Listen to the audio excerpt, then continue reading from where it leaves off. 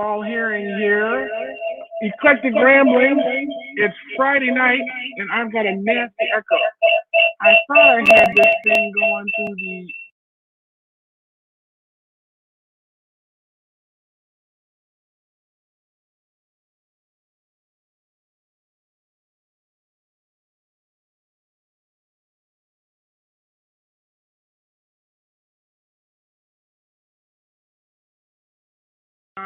We got a whole bunch of folks that are going to join us this afternoon.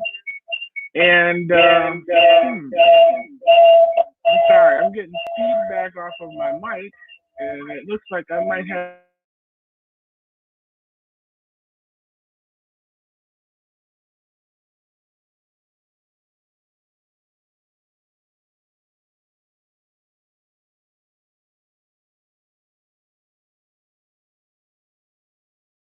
Yeah, how's that?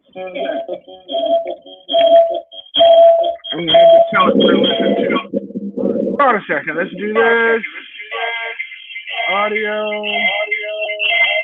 Headphones.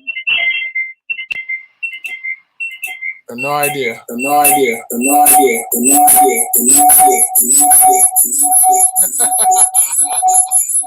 is horrible. I've got the audio down on everything. Webcam stream doesn't have it. Hey, Timmy, can we hear you? I'm having an audio nightmare over here. Things are going crazy. You're echoing all through my head. You know what? I think I got it coming through the main stereo. That's probably the feedback. There we go. Can you hear me, Timmy? Oh, I can hear you now, and you're not echoing. Tim?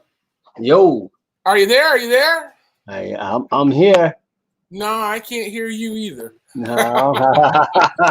Let's not start this again. Oh, there we go. There we go. All right. So the feedback was coming from the monitor behind the laptop that I have here. And of course, it's all my fault. I mean, I'm sitting here with perfect audio all evening doing all the shows that I just got done doing. And I sit down to do my show. And of course, we got grief. Timmy! What's up, baby boy? Yo, thunderstorms just rolled through here and took the temperature from down the mid-90s down into the mid-70s. That's a good thing, right? Yeah, it's a little less humid out right now and a nice little breeze flowing through the house. But we will be turning on the AC later on. At 70s, you got to turn on the AC? Yeah, well, 70s outside means 80s inside. Okay. All right. I guess. Well, tell me, what's going on with COVID down there? We got any new cases since they opened up your beaches? There's always going to be new cases, but it's not tied to the beaches. It's tied to the increase in actually processing tests. That they're saying, okay, the numbers are going up, but if you look at the percentage of positives versus tests actually processed is going down.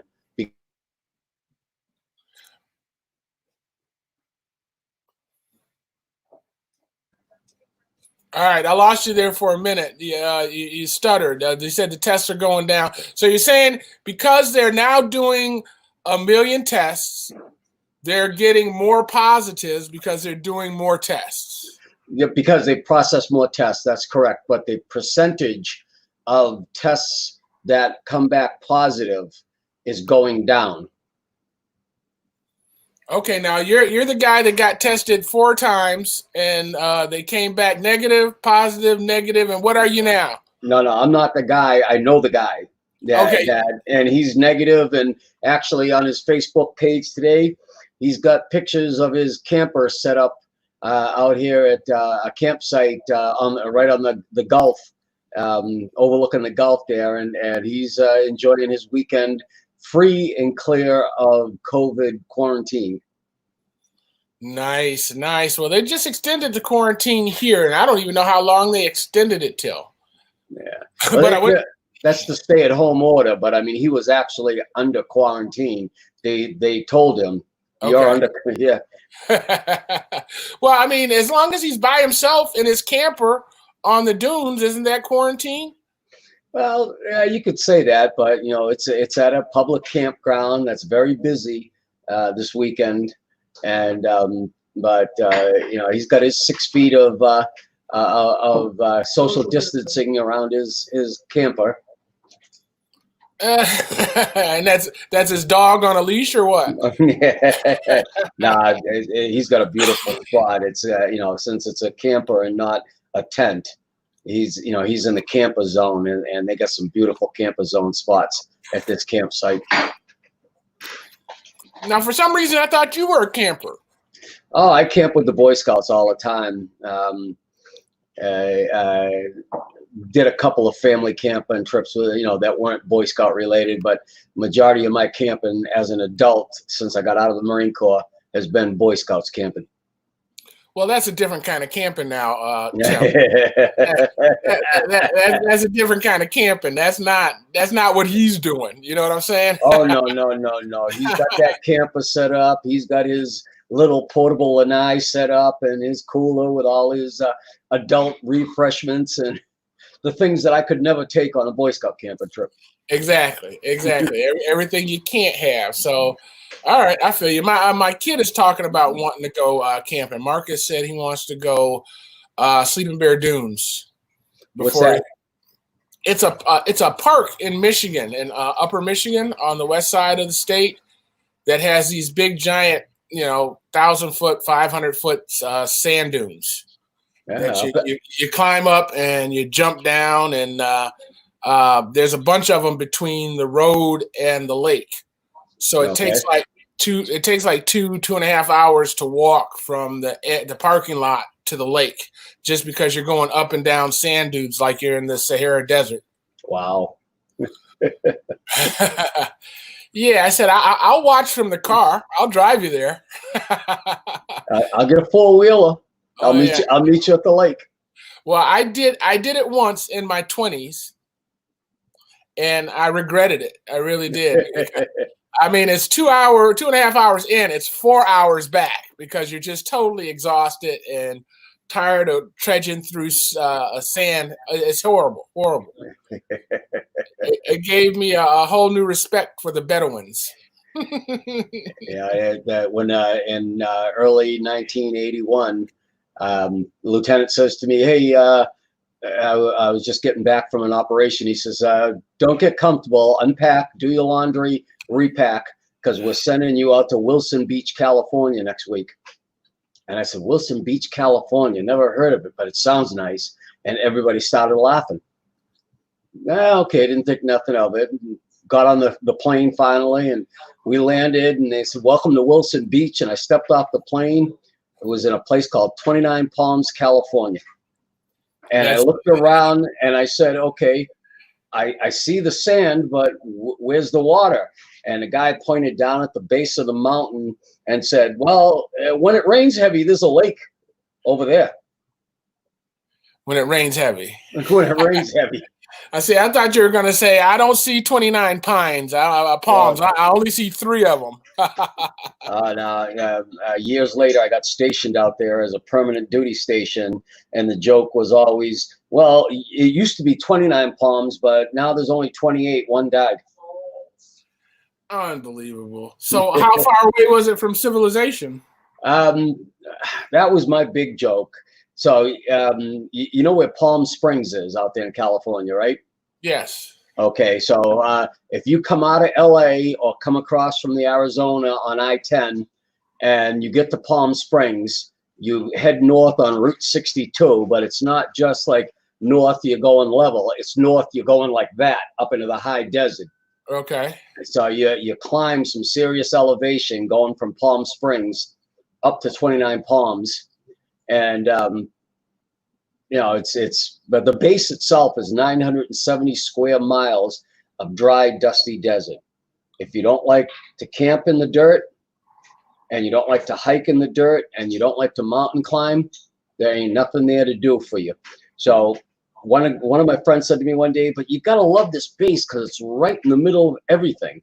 I said, what do you mean? He said, well, it's 3 hours to LA. It's 3 hours to Vegas. It's 3 hours over to Lake Havasu City. I said, that's the problem. It's 3 hours to anywhere you want to be. That's when you should have took those airplane lessons. Got your pilot's license, man. That would have made it worth it. That would have turned it into a 45-minute flight. You couldn't bribe a helicopter pilot to take you in? You know what the biggest problem was in that area with light aircraft? It was either smuggling drugs or smuggling Mexicans. So, you didn't want to be flying a light aircraft in that area. I can imagine. I've noticed that you've been having some difficulties with your cats over the last week. What's going on, man? Too much catnip? Yeah, these things are entertaining. I don't know if you saw the post I did today, the cat that twisted itself around. I'm looking at it. I'm looking over here, and its head, it's facing the tail, and its feet are facing the other way. And I'm like, how in the hell did this cat? And I wish I could do that. He was facing the wrong way. Yeah. So basically, you would expect that the front paws and the rear paws are facing the same way, and the head's facing the same way as the front paws and the rear paws. But nah, this thing was the rear paws are facing this way, the front paws are over here, and the head's facing this way. And how the hell did you? And I'm looking at her, and she just rolled herself right over the top part of her body, rolled right over to face the opposite direction of her feet. Oh my God, I'm looking at it right now. I just put it up. And I'm looking at that, and I'm thinking to myself, my God, that must feel great on her back. So her feet are, yeah, she's totally twisted right here. Yeah. Oh man, that's messed up. This cat sleeps in the weirdest positions. Sometimes she'll be sleeping, and see that black paw that's underneath in the front? Yeah. It'll be bent under and sticking out by her hind leg. Wow. Wow. They're an interesting lot, and they come in the bedroom and wake me up in the morning if my wife's late getting up and they think it's beyond time for their treat in the morning.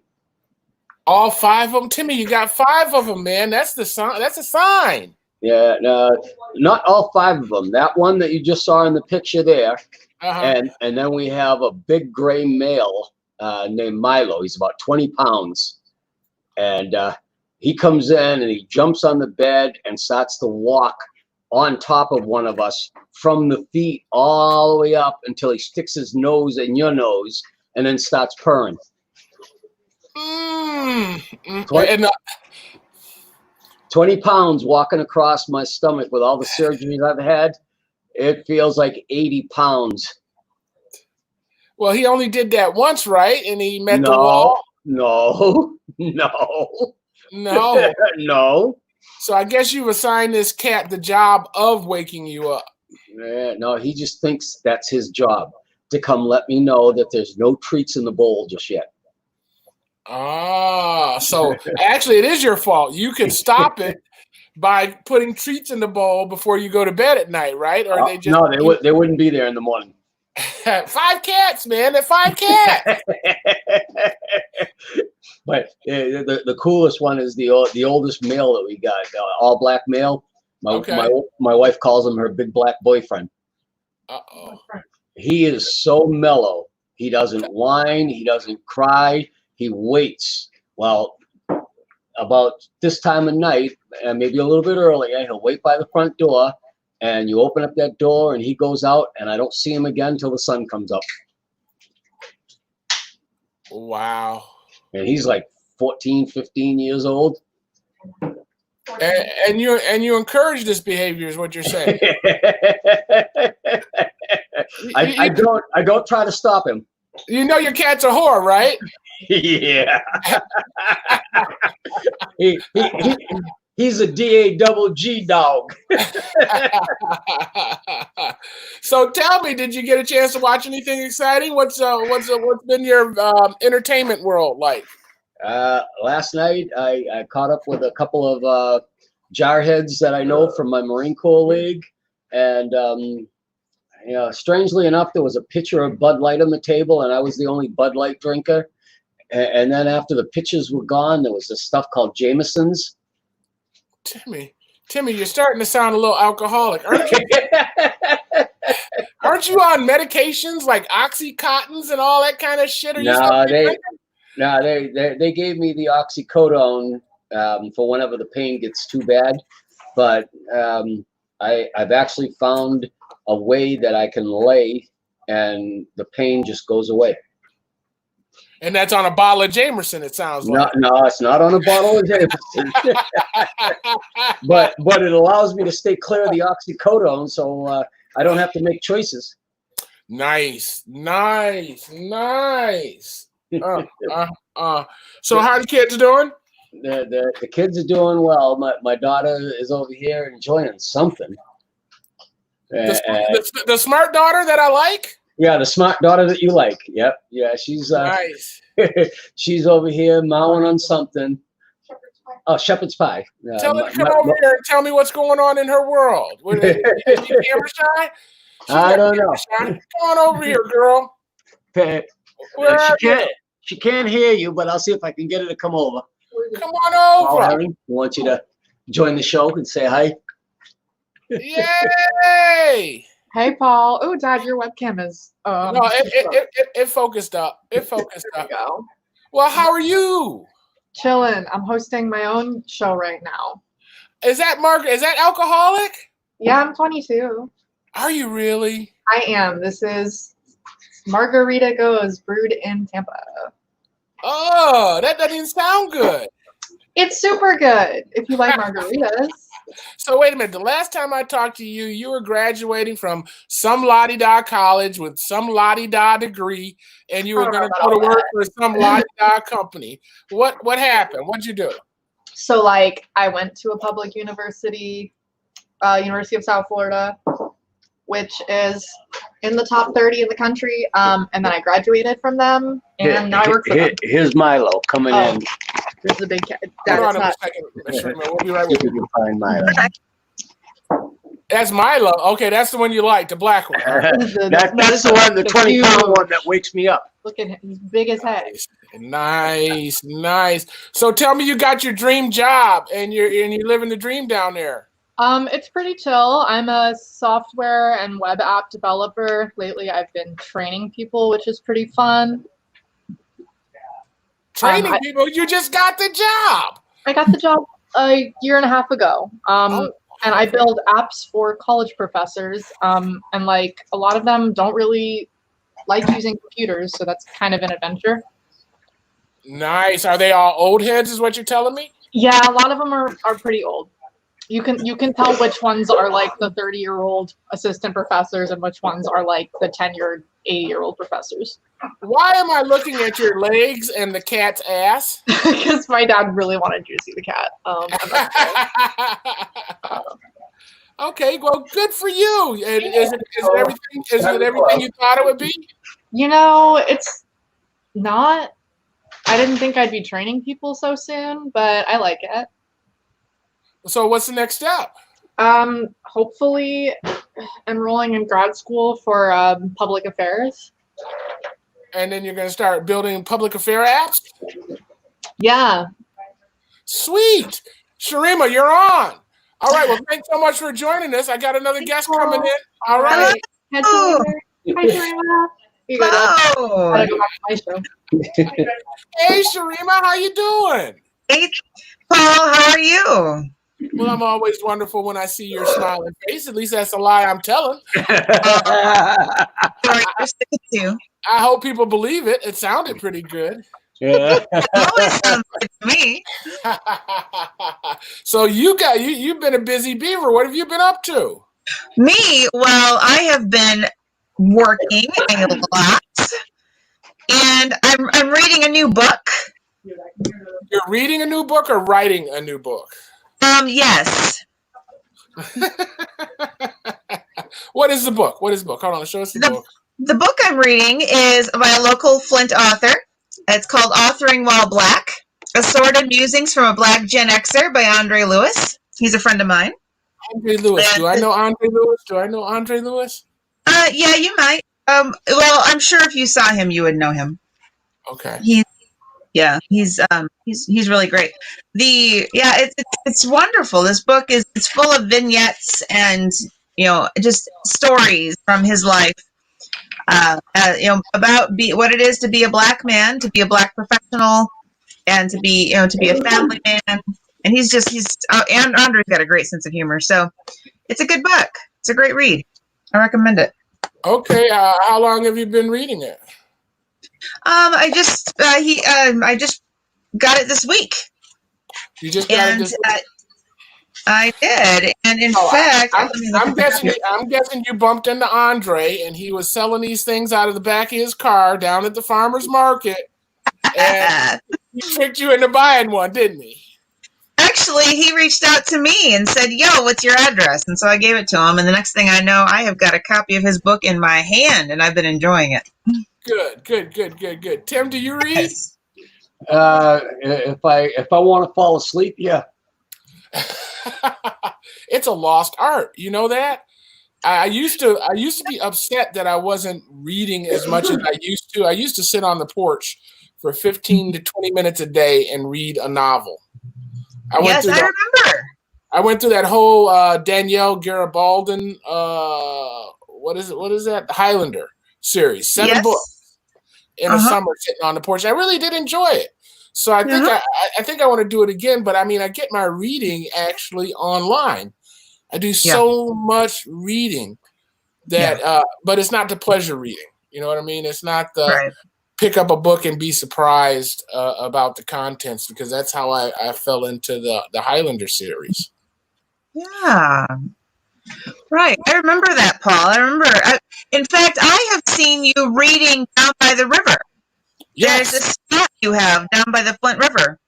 And I remember going past there on a Sunday afternoon once with the Flint River Trail riders, friends of the Flint River Trail.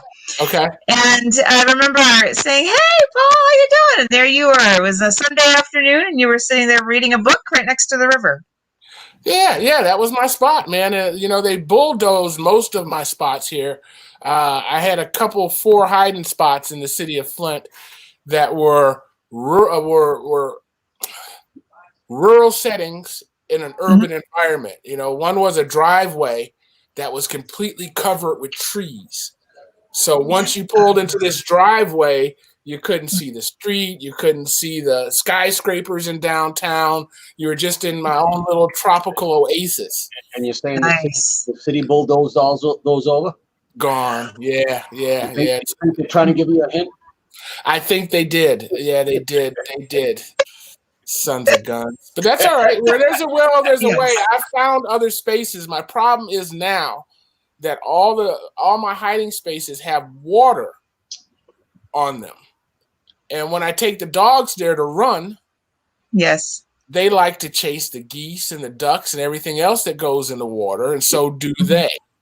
So it's like I gotta bathe these kids every time I take them over there. So I try not to take them over there, but I like the spot. I got a hiding spot down by Thread Lake. I know. I know Timmy doesn't know what it is, but actually here I can show you. Hold on a second. I think I can show you. If I take this, this is a map from a game that I'm playing called City Skylines. Okay. And I am rebuilding Flint, Michigan.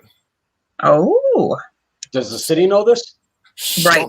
Don't tell anybody. You told Mayor Neely this? So you see right here, these all these trees I have. This is Carriage Town. Okay. River, Carriage Town, Kettering's over here, their ball field. So I've got a hiding place right over here, off of I-75. There's 475 right there. Yeah. Okay. I-75 goes right through my neighborhood, right? Right. Okay. I'll get on I-75. I'll be there tomorrow. So here's my hiding spot. Don't tell anybody. All right. Just did. No, it's just us. So let me ask you this: Is it a good fishing hole? I'm not a fisherman, Timmy. No, I don't fish. I have a problem eating anything that I've seen alive. I empathize with it. If I catch a fish, I think its parents are looking for it.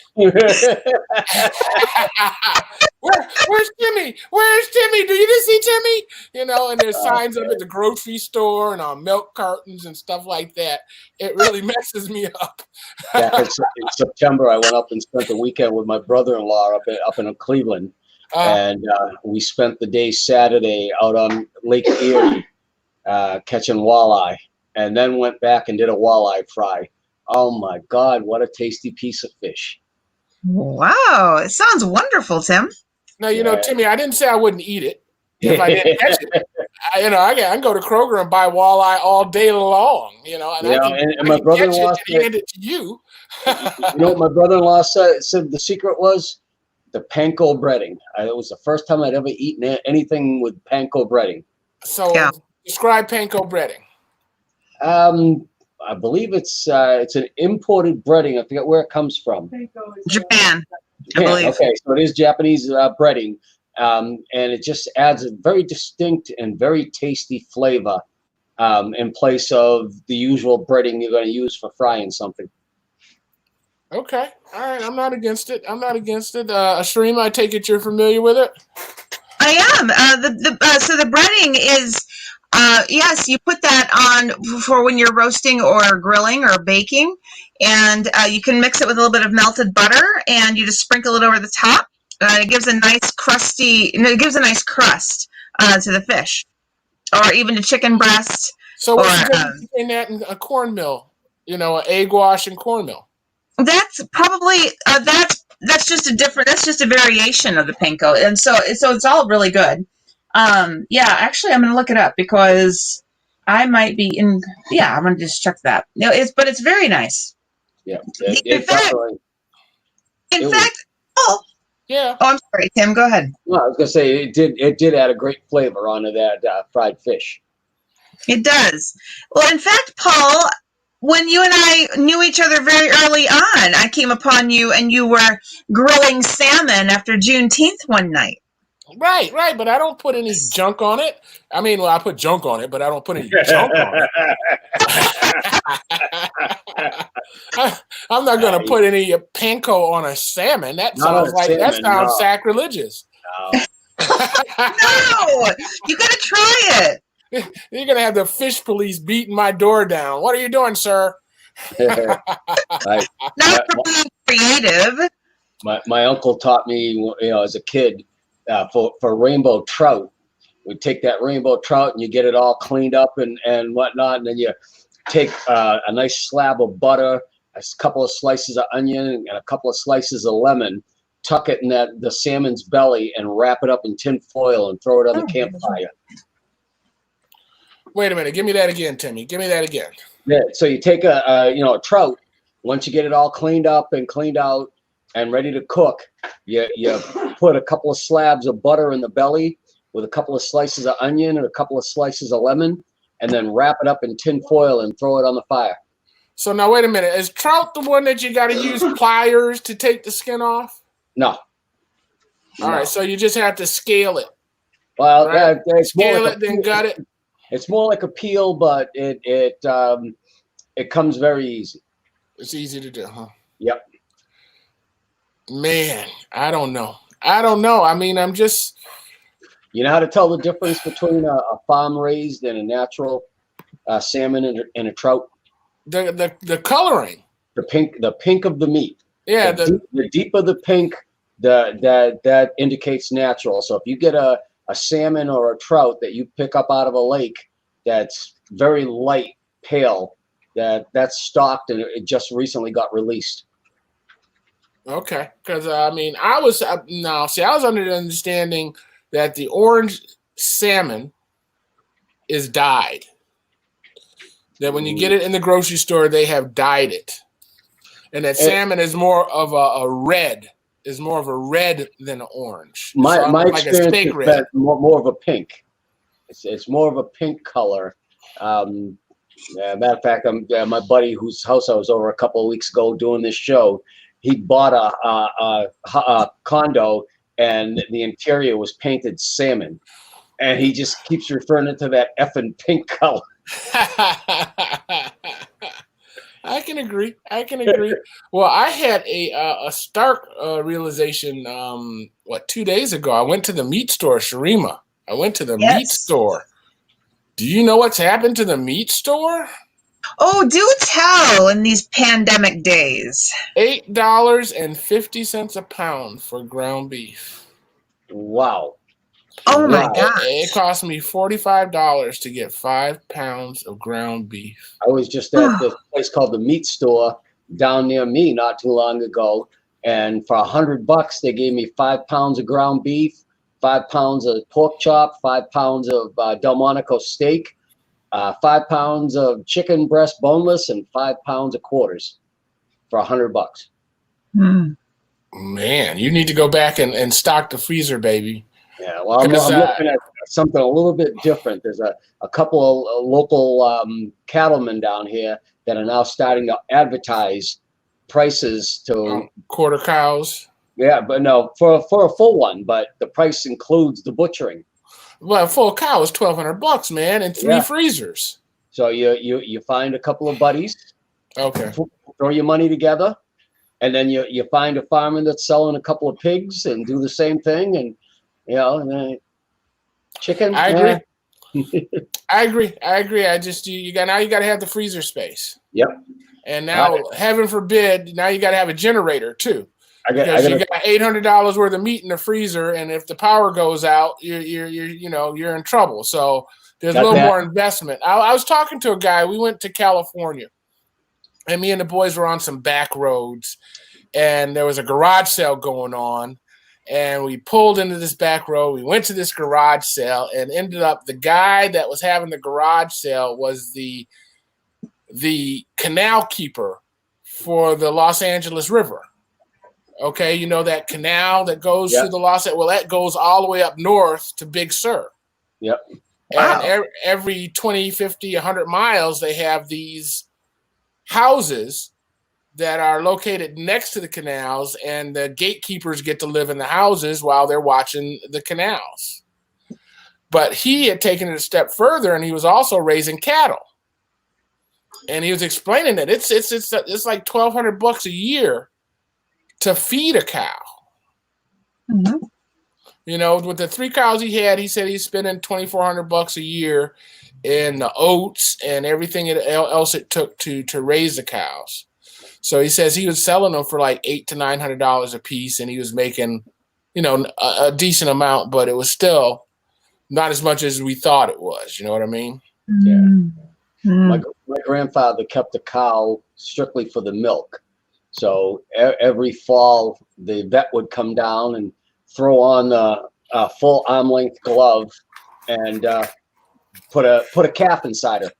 And in the spring, she'd give birth, and I'd look at that thing and think, by next Thanksgiving, you're going to be in the freezer. My friends at school used to say to me, "How do you take care of an animal knowing you're going to eat it?" That's how you take care of it. I'm going to eat you. I want you to be in the best health possible. I'm going to eat you. Get this cow some more caviar. What's wrong with you people? Dude, I got so used to eating fresh veal and drinking milk right out of the cow, raw milk right out of the cow, that I couldn't go back to store-bought milk for years. How long have you been black, Timmy? You're not supposed to drink milk at all. Nobody's supposed to drink cow's milk. Dude. But cow. Well, who else? What other species? Come on, guys. Lions drink lions' milk. Goats. We're the only ones that are drinking cow's milk. Come on now. I'm telling you, you if you've ever had raw milk, you'll never go back to store-bought milk. Well, I can imagine because I know that the pasteurizing process takes all the beneficial bacteria, the reason in the first place for drinking milk, out of the milk. So what do you think? Are you going to tell me it's sweeter than whole milk? It's thicker and richer than the whole milk you buy in the store. The whole milk, after you've drank or got used to drinking the raw milk, you'll think the whole milk you buy in the store is watered down milk. So we would think that the whole milk is 1%. Yeah. So it's that much. Yeah, it's creamier. I'd imagine it's creamier. Yeah. Well, I mean, by the time I got there, my grandmother had passed away, and she was the one that was making the ice cream and the butter. So nobody was separating cream anymore. And I would go out in the morning and grab the cow, bring it in, milk it, put it back out in the field, and then bring the milk in and put the pitcher in the refrigerator. But I would always pour off a couple of glassfuls and leave it warm, fresh out of the cow, and make a nice thing of oatmeal and pour that milk over the top of it. And the combination of the cream and the raw milk, you couldn't beat that bowl of oatmeal. Wow. And no reaction? I mean, I have a lactose intolerance that has intensified as I've aged. Yeah. Before it was just a little flatulence. First, it was just a little flatulence. Now it's a lot of flatulence. Oh my God! Back then, no problems whatsoever. Since I had my gut surgery, there is a little lactose intolerance. But back in the day, growing up on the farm, no. When I moved back to my mother's house in Scituate, just before you moved to Scituate, I couldn't drink. I had to go to my grandfather's house once a week and stock up on milk because I couldn't drink the store-bought milk at my mother's house. Wow. Well, it's been so long since I've drank milk. It's ridiculous. I mean, the closest I get to drinking milk is a Boston Cooler. Mm-hmm. Yes. Yeah. And I didn't even put it. I'll tell you how bad it is. I bought a bottle of Bailey's Irish Cream. Do you guys remember Bailey's Irish Cream? Uh-huh. I remember it being so delicious. And I was going to the coffee shop every morning, right? So I'd inherited a little flask, a liquor flask from my grandfather. Irish coffee. Exactly. So I fill the flask up. I'm hitting everybody's coffee cup while the barista's got his back turned. And I go to drink mine, and my stomach just starts a gurgling. So that was the first and last time I did that. I think I might try Kahlua next time. I don't think there's any milk in Kahlua, but don't tell anybody. It's our secret. Tim, I've helped milk cows.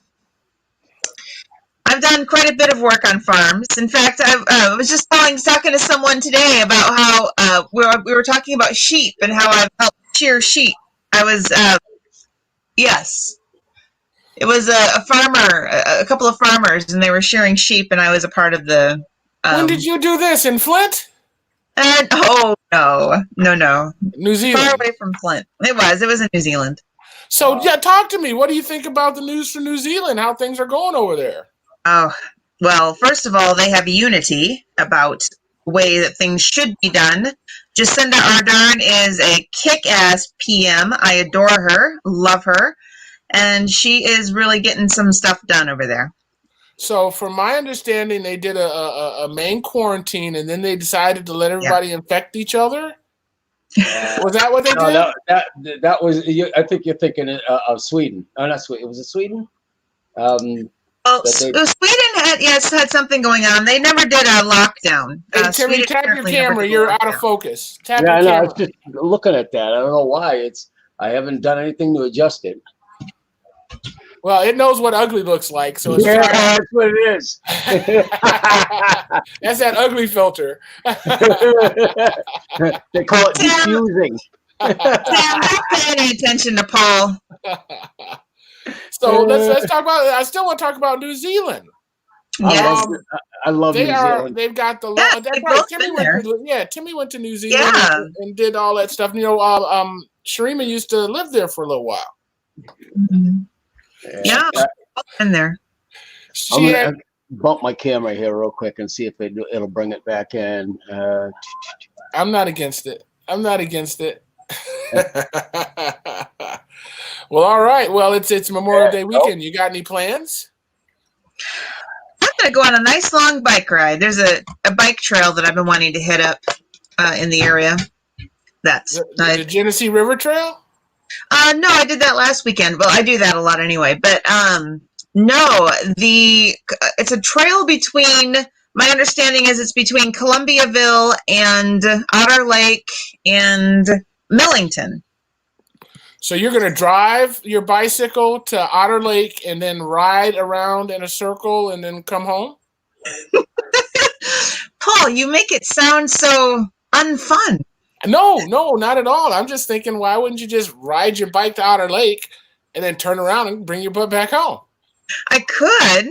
However, I would have to map the entire route from here to Otter Lake in a bike-friendly fashion. And it probably could be done. Your phone will do that. Your map. I'd rather ride the trail. It's a 10-mile trail between Millington and Columbiaville with Otter Lake apparently in the middle. That's a long ride. It's 20 miles round trip. It'll be nice. So do you backpack or take a picnic lunch, a bottle of champagne or anything? What do you do? I have a flask. Well, you said the flask earlier. I have a water bottle, a bottle of water, and I have this thing I just put on my back, and I put snacks in it, and my phone and my ID. Timmy, did you see her wink when she said a water bottle? Did I miss the wink? Didn't she? No, Paul, you would be the one who would have to wink on that one, my friend. Is that what the kids are calling it now? Water? One of the young guns on my team at work, she was talking about the other day that her and her friends, they get on their bikes and they ride to downtown, the Ybor section of Tampa, and go drink a couple of growlers and then ride home. And I'm like, I couldn't ride home after drinking a couple of growlers. So you mean they got to come across that bridge? They got to ride their bicycle? They live on the other side. They live on the Tampa side of the bay. Okay. So it's just like it's like a 5-6 mile bike ride from their house to Ybor City. Which nice. Ybor City? Did you ever make it in Ybor City, Paul? Man, I live in Ybor City. Are you kidding me? I love that spot. So they pretty much shut Ybor City down to vehicle traffic, and the restaurants have all moved out into the streets, especially on 7th Ave. Nice. And, so that way they can set out more tables and have more people down there, but still keep the social distancing going. I don't see how they're ever going to do that. I mean, it's like Bourbon Street, dude. It's like Bourbon Street. I took the boys down there. The boys were underage, as a matter of fact. I think they were 19 and 20 something 19 and 20, and they were able to get into some high-rise nightclub down there, and they had while Dad sat out in the car watching all the weird people go by, and there were a lot of weird people going by. I love people watching. As a matter of fact, I got a video on YouTube. I did a video. Some crackhead. I paid a crackhead to wash the windows on the car. And did they? And not only did he, but he sung a Temptation song while he did it. I love it. Best window wash ever. I hope you paid him well. I did. And then he started trying to get more money. It was hilarious. Yeah.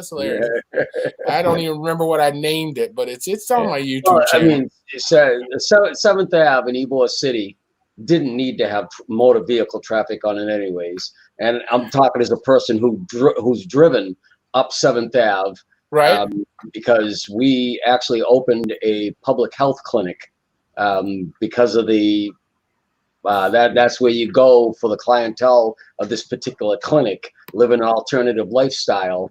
You go where they live, and so that was 7th Ave. But even still, I said to myself, this road does not belong. It's an nice old cobblestone road with a bunch of Spanish style. So it looks like a city out of Cuba in the middle of Tampa, with the architecture in there and cobblestone roads. And they should have just shut the traffic down and made it a walking only street. And it is now. It is now. Well, we've got Mackinac City. Mm-hmm. I saw the bridge. You saw the bridge? Yes. Ybor. Spell it. Y YBOR. YBOR. I want to say that I've been there, but because yes, I've been to St. Pete, and I remember my friend taking me to a Cuban restaurant. It was a wonderful place, but Columbia. it might have been. They had wonderful flamenco dancing, so it was. Probably the Columbia. Oh, see, I was like, I thought you were going to tell me the flamingo was delicious. I tell you what, I love flamingos. You know, Ybor City is on Tastes the tastes like chicken. It is just wrong. You are wrong for that. So it looks like the ceviche restaurant. Am I saying that correctly? Ceviche? Okay. Yeah, ceviche. Well, it might be. I'm not sure. I see it here, and I'd have to text her and ask if that's where we went. This was many years ago, several years. It was at least a decade ago. So, you know, Ybor City is on the National Register as a historical landmark in this country. Wow. Why is it a landmark, Timmy? Because it's that's old Havana was also Little Havana was its nickname, and that's where the hand-rolled cigar industry in the United States existed. Was down in Ybor City. That was all a bunch of factories where Cubans sat down and hand-rolled cigars. So they believe that's where the Cuban sandwich was actually invented. Was in Ybor City. Of course, Miami says no, it was actually invented in Miami, so that argument goes back and forth. But you know, for the Boy Scouts working on the Citizenship in the Nation Merit Badge, they have to visit a historic landmark that's on the National Register. And so I'll say to them, "Have you ever been to Ybor?" And they're for 201 always, yeah, I've been to Ybor, And then I look at the parent and they say, "Okay, was it Ybor the National Historic Tour or Ybor the bar tour?" Right. Right. Well, if they're Boy Scouts and they're underage, I guess it would be the first one. Not always. Come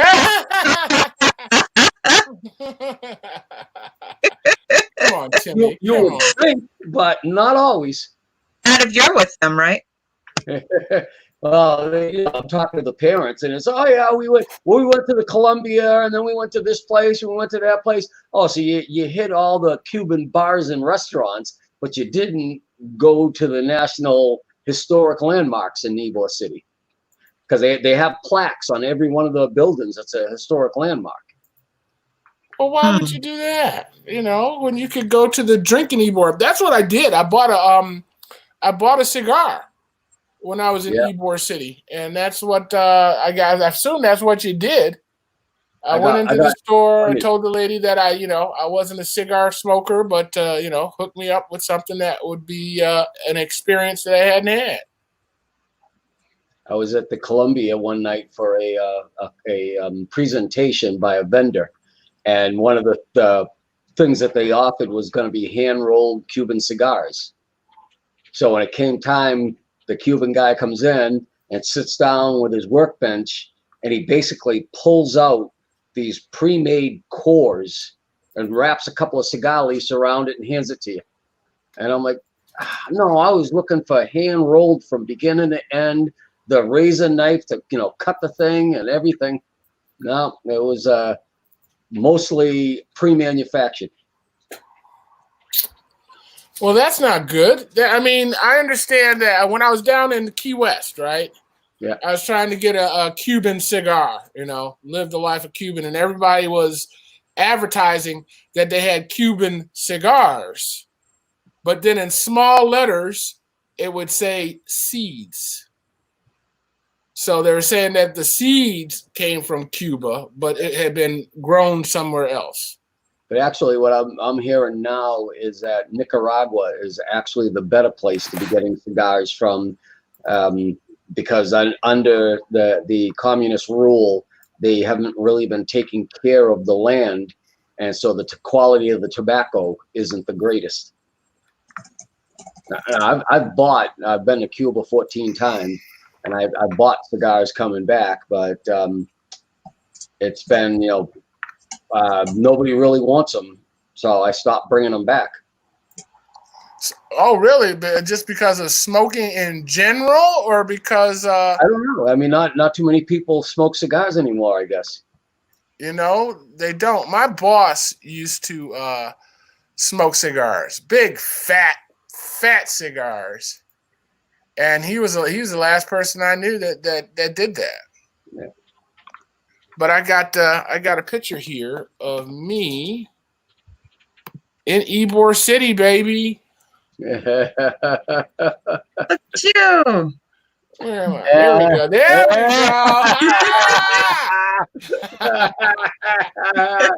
go. All you need is a straw hat on, and you'd be all set. That's what I tell you. That's what you do in Ybor, baby. You walk around and enjoy it. It was really fun. We had a good time. That is cool. I went to Old Havana one time for a tour before leaving Cuba, and the funniest thing in the world was to have that woman in the Chiquita banana costume come up and ask me for a couple of pesos to pose for a picture with her. She wanted. Oh, okay. She okay. That was her hustle, right? That was her hustle. So you're telling me all of these streets now are no longer allowing traffic? It's all. Well, I don't know about all of them, but 7th Avenue, which is the road that the Columbia is on, and several other restaurants, big name restaurants, they've shut that down so that the restaurants could move tables out into the street. Nice. Well, I plan on coming back down there, Timmy. Clearwater has a new fascination to me. I really like that spot. Hooters. I know you like going to the original Hooters. No. Yes. No. Let's just say it's a perk, okay? It is that.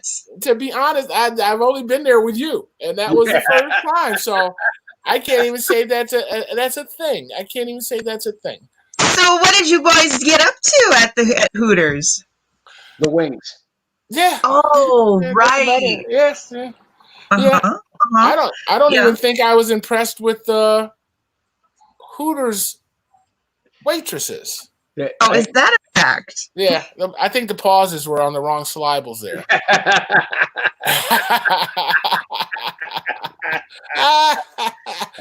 Somewhere in the general neighborhood, right? The Hooters that Junie and I went to Lakeland that time. The woman behind the bar is 9 months plus pregnant and still wearing the Hooters costume. No. Oh, Timmy. Yeah. Timmy, no. Orange shorts and the white skin. Timmy, no. I gave him a $20 trip just for putting the damn thing on. There are laws against that, Timothy. That cannot happen.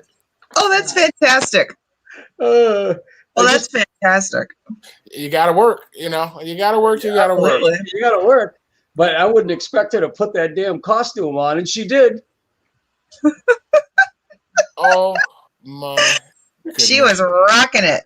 Oh, yeah. Absolutely. It's about body consciousness, baby. Yep. Looked like she had a little basketball under that white Hooters shirt. Oh my goodness. That's like a cyclops. You think that was like a third boob and she wasn't pregnant? No. Oh, Paul. A low rider. That's all I'm saying. You've been watching that movie Total Recall again, haven't you? Yeah. They're not worried about a boy or girl. It's going to be twins. That's all I'm saying. Well, I got some good news. Woo! You saved a boatload of money on your car insurance at Geico? I wish I could say that. I wish I could say that. I don't know why it's not showing me all of my photos. Hold on a second, but I'm trying to bring something up to let you guys know. All right, it's not doing it, but I'm going to bring it up anyway, and you might be able to figure out what I'm talking about. Did that bring it up? It did bring it up. So now let's make it play. So I was taking a trip down to see my brother, and I got so lost. I was on this back road, and I end up at this gas station and bump into this guy. He has the first version of my car from the same guy in Indiana, and we're in backwoods Kentucky, and I bump into this guy. So you see, it looks like my Primo. Okay, yeah. But this was the limo version, so now mine has the Baja back on it. Wow. But this is the second one. I think this is the second. Mine was they called it Frankenstein. Yeah. Yeah. Franken car. We called it the Franken car. So that wasn't an optical illusion in that picture? It's not an optical illusion, Timmy. That's a stretched Prius.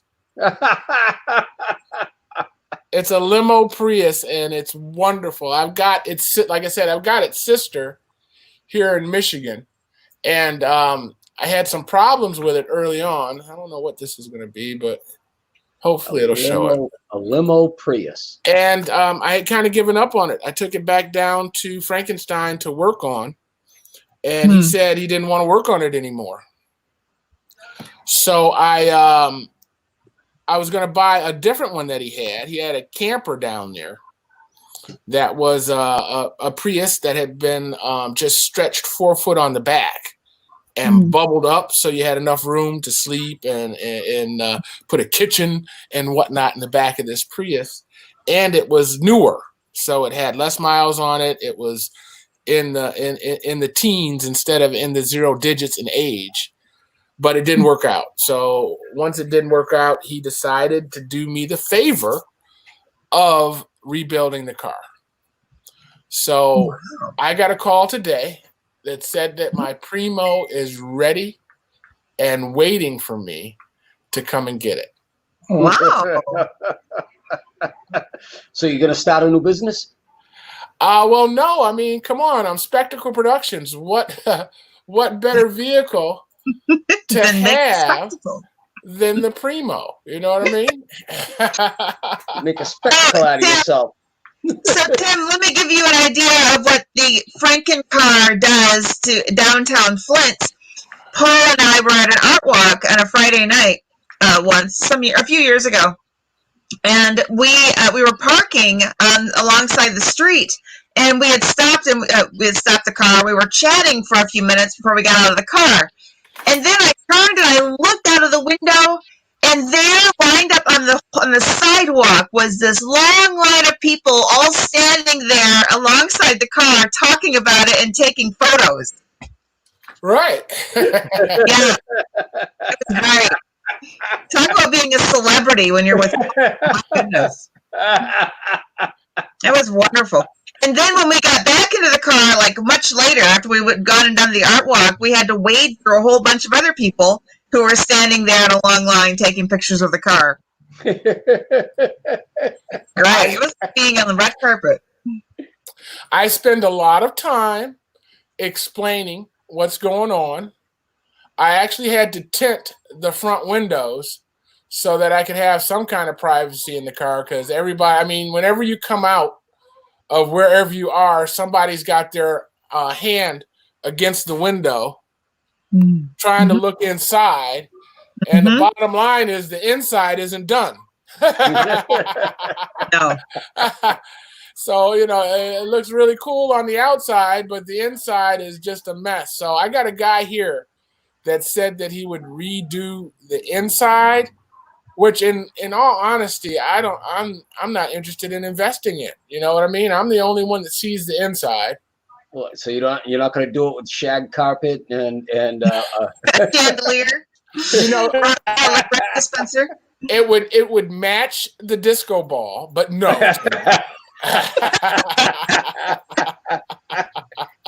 No, I'm just going to. I thought about doing it with like the paneling, you know, the Luan paneling, instead of trying to put leather or anything like that on it. And then I just said no. But the carpet would be the easiest thing. I could just glue that up and be done with it. You know what I mean? So you just gave me an idea, Timmy. You just gave me an idea. Oh Lord! I want to Don't do see. that too much. I want to see the leopard skin furry seats. Right. Exactly.